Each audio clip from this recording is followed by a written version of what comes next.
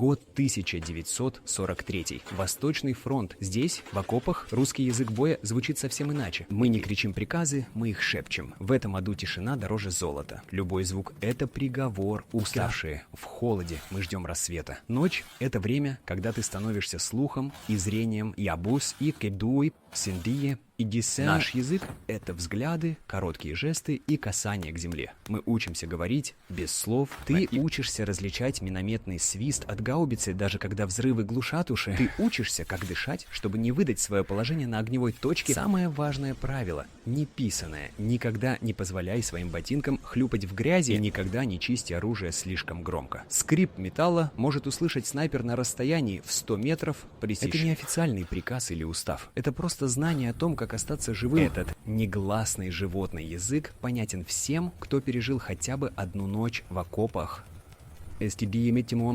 Молчание — наш последний рубеж. Война научила нас этой тишине.